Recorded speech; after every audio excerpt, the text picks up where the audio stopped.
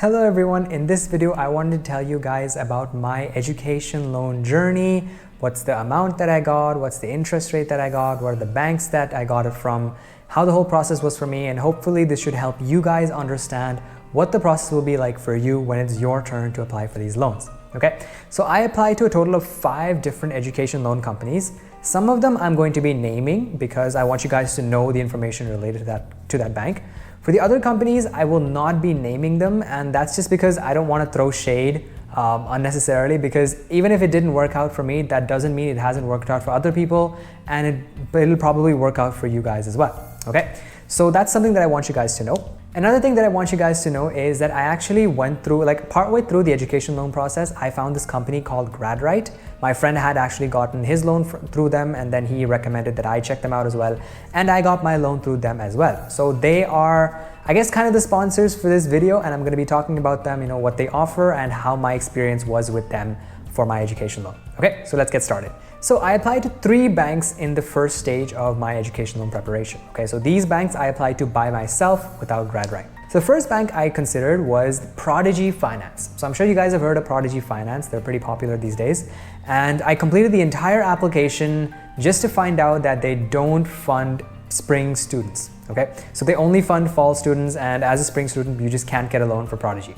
So Prodigy is actually a pretty good company because they do offer education loans, and more importantly, they don't need a co-applicant, right? So my profile is super complicated. You know, my dad is a Canadian citizen, but then he's in India, so he has an OCI card, and he is not salaried, he's self-employed, so it's very complicated. So for me, that was one of the reasons, you know, it was kind of extra difficult for me to get a loan. But in any case, I was kind of happy with Prodigy because, you know, they didn't need a co-applicant, so I thought I could easily get a loan, and they were sort of promising like some high amount, which is what I was looking for. But unfortunately, they don't allow spring applications for the loans. Maybe by the time you're watching this video, they would have changed their rules, but as of November 2021, this is what it is. They only allow for fall. So feel free to check them out, but know that they don't offer loans for spring. Next, the second place that I applied to was called MPOWER Finance. So again, you guys would have heard of it. They have like a super strong advertising campaign and like influencer, whatever campaign and stuff going on now. This is also a pretty decent bank, but the problem was, again, I submitted my application and I actually got a loan offer from them, but they were only offering $25,000. So now if you're applying to the US and you're applying to say any university within the top 200, $25,000 is not going to be enough, right? Because university tuition fee itself will be like $50,000 or $60,000 or even more in my case. So that's not going to be enough for anything, right? So obviously I had to reject that offer because again, that's way too low, and I would need to apply for another loan for the rest of the money. I'm not going to bother with all that. So I was like, no. All right.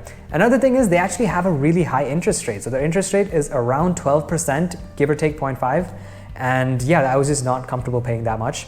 And on top of that, they offer their education loans in US dollars. So if you are watching this from outside the US and you know your currency is like the Indian currency, where it's like comparatively weaker with the US dollar currency, then it's probably smart to get the education loan in your home currency rather than US dollars. It has stuff to do with exchange rates and all that, but I don't want to get into that. But yeah, get the loan in your home currency. Okay, so these guys offer US dollar loans, right? So that's MPOWER. Now, the third company I applied to, again, it's a really popular company, especially in India, but I'm not going to be naming them because it didn't work out so well for me with them. Okay, so I applied. This is, I think, the first bank that I actually applied to, and I was banking on these guys to give me the loan, but it didn't work out. They took forever. I think the other loan processes that were completed in like a week or two. These guys, you know, like 4 weeks, 6 weeks, no results, and I had to keep calling them up and then begging them for money. So I'm like, no, it's not gonna happen. And till now, they haven't gotten back to me. You know, I've submitted all the documents, but I don't know what they're doing. I honestly don't know. Okay, that was company number 3.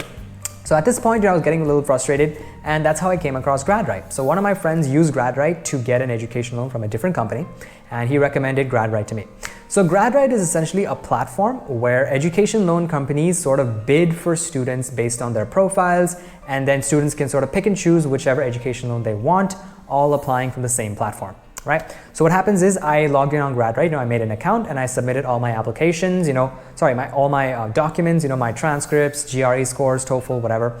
And then basically banks will sort of bid on my profile, and then they'll tell me, okay, like how much they can offer, what are the rates that they offer, and so on.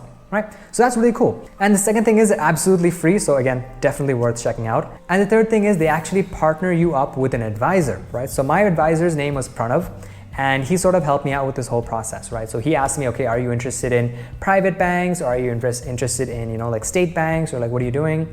And how much are you looking for? What are the interest rates? And then he sort of hooked me up with all the other banks that they have tie-ups with, and I got a bunch of offers from all these different banks, right? So I told him, I'm not looking for a state-owned bank because I don't have collateral to give, so I'm looking for other banks. So he hooked me up with 2 of these other banks, okay? So bank number 4 that I applied to, again, is gonna remain unnamed. So they were offering, I think, around 50 lakhs at a rate of around 11%.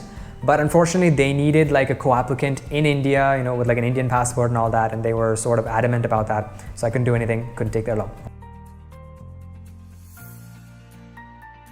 So bank number 5. So bank number 5 is the one that actually worked out for me. So it's Avance Financial Services, I think. And they were pretty cool. They're offering me 55 lakhs at a rate of 10.5% interest.